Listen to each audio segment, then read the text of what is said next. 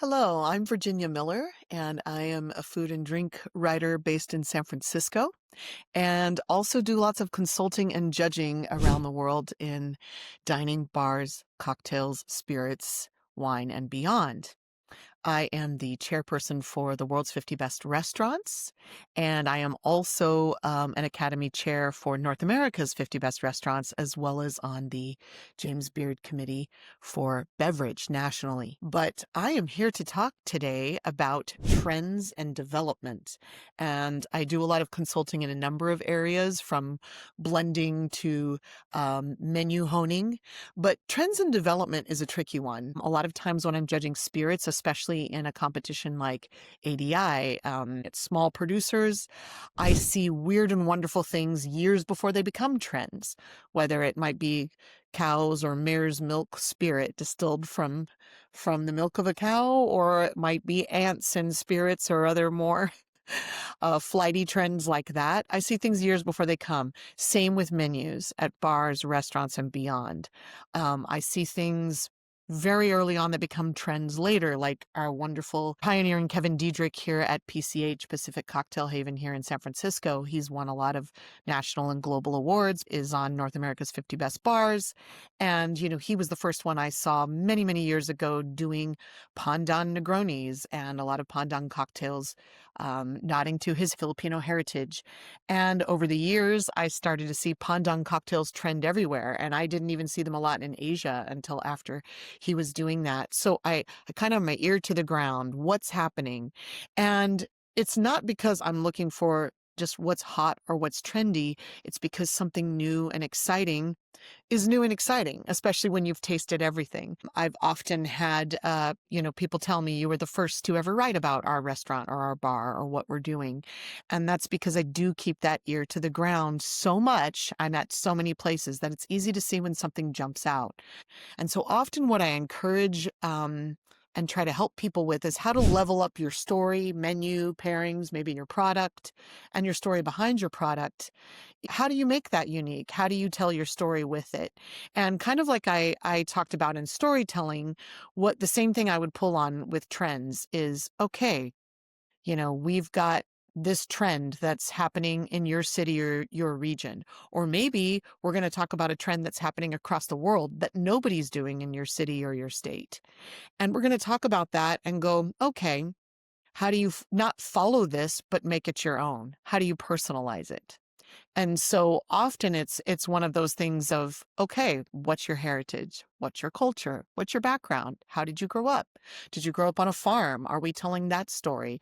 I've consulted with people that, everything's grained to glass, and a lot of, not enough, but a lot of people are doing that. It's wonderful hard work. But, some of them, distillers I've met with, are not telling the story of, hey, we come from 5 generations of farmers and we've been growing this for the past century in our state. And it's like, okay, that's the story you need to lead with. And that's how you make it not just trendy. You're not grain to glass just because it's a trend or it's sustainable, which are all wonderful things to do and follow. But you're doing it because this is your family's heritage. You come from this. You come from a farming tradition first. And so it's kind of pulling out those angles and emphasis, and make sure that's showing in your product or your menu or your story. So how do you tell that story and make it unique? How do you make the trend yours? And again, it's really personalizing it. I was just writing about a restaurant in Copenhagen that I loved, and the chef was Asian Canadian and had a very international staff that came from all over the world, from the US, from around Europe, from Latin America.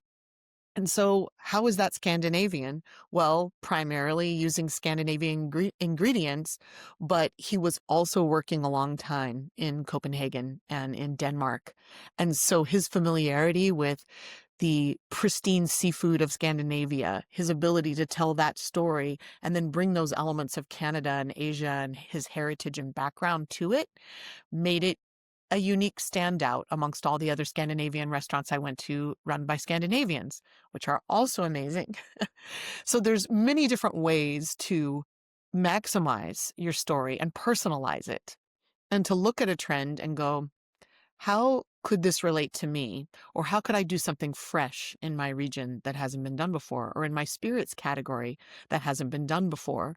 One of the projects I consulted on in the past years was tasting through some different distillery samples for a Sotol Gin. And again, tasting a Sotol Gin for the first time.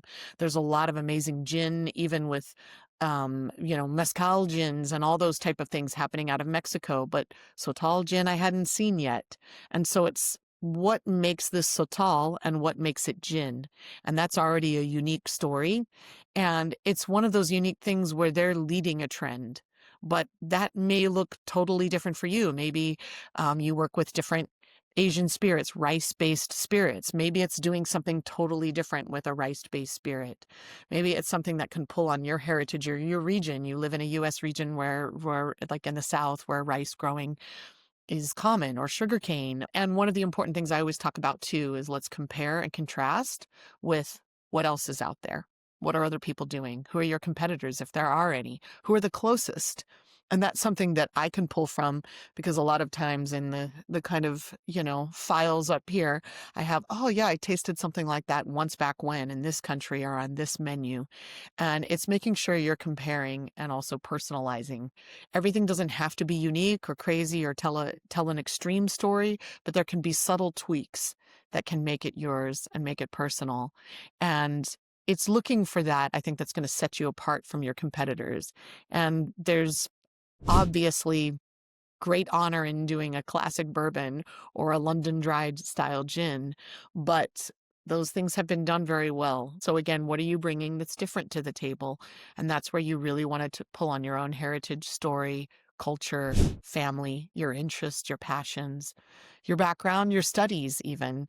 I've seen different people weave their love of the arts into their spirit or their menu, and it's beautiful. I've tasted cocktail menus based around literary themes, and as a book lover and a reader and a writer myself, I'm just jazzed about it. Or music themes, I've been to menus where they theme everything around different records and playlists or genres. All of that sets someone apart, not just as a gimmick, but when it comes from an authentic place and a place of true interest and passion. So it's kind of weeding through and digging into your own passions and perspective, what's unique about what you bring to the table, and really making sure that comes through in your product and label design and your menu design. How can you bring that through? There's so many aspects that can set you apart from the thousands of others doing something similar. And I'm here to help with that. If you want to reach out, my website is virginia-miller.com, or you can email me at ginmiller, gin like the spirit, GIN Miller @gmail.com. Thank you. Thanks for tuning in.